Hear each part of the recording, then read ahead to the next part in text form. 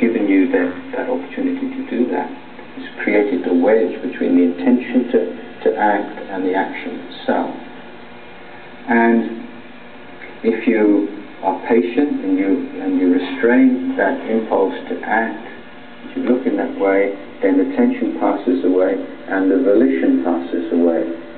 And so on the level of keeping precepts, you're already having an initial understanding of the three characteristics of existence, the impermanence of volition. If that volition was really you couldn't do that.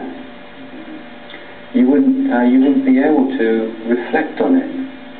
You wouldn't be able to see it for what it was. And you see the suffering of it, the suffering of that intention, the frustration of that intention, and you see the anatta. You see clearly how that the volition to kill is automatic. There was a pain, a discomfort, and there's just this automatic kind of switch. I don't want that. Get rid of it. But through wise use of precept, that first precept, you become aware of that. You awake to that habitual, automatic process, and you become human at that moment. At that moment you awake to the possibility of making moral choices, of refraining, and the nobility of being able to refrain mindfully from unwholesome actions that cause pain and suffering to oneself and others is a wonderful thing to develop. So why I'm going into this here is to really point out that it's totally artificial to talk about precepts as if they're one thing, and meditation is another thing, and vipassana is another thing. That there's just one thing, it's your life. You just got one mind, you just got one body, it's who you are, it's what you're doing right now. This is what Buddhism is about. And you need a whole variety of skillful means.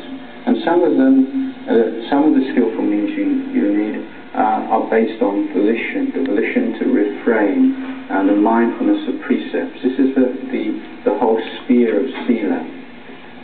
But you can't rely on that volition and mindfulness to deal with deeply rooted defilements.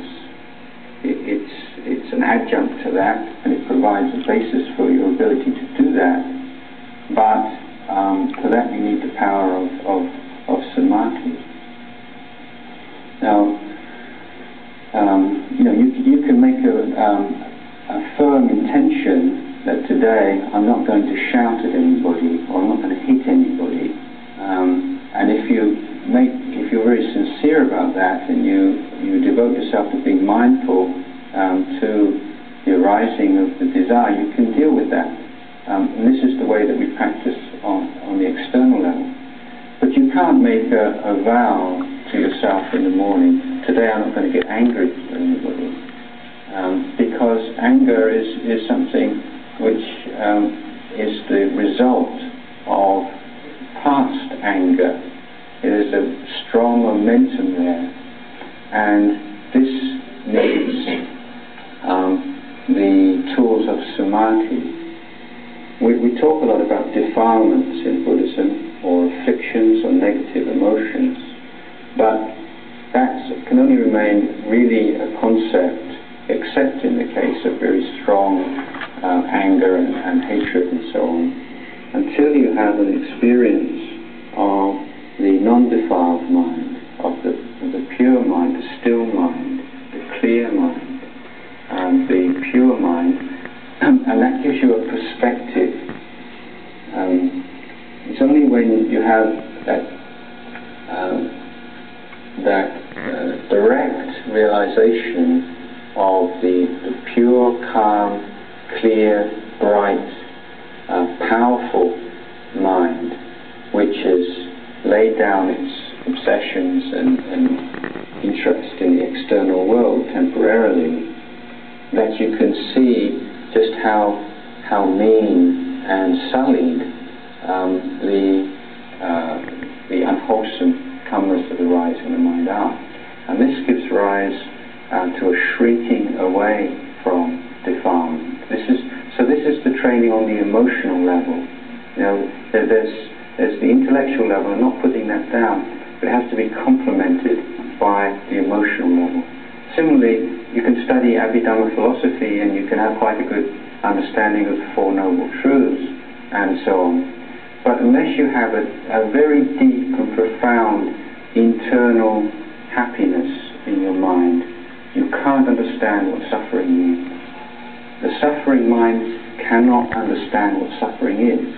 The happy mind can understand what suffering is. So this is one of the important reasons for developing inner peace and clarity through meditation practice. That it gives you this incredible sense of self-sufficiency and contentment and power, that you can look with an unwavering view at phenomena arising and passing away, and not be full of fear. Fear is very strong. Fear is a feature of meditation practice for many people when they reach a certain level. And then, even though their understanding and their commitment is fine, then the irrational takes over, and it's as if you get to the edge of a cliff, and then suddenly, you know, you realise you've jumped back about 10 yards without intending to do so. So the power of samadhi is that which gives you the emotional resilience to be able to penetrate the high levels of Dhamma, or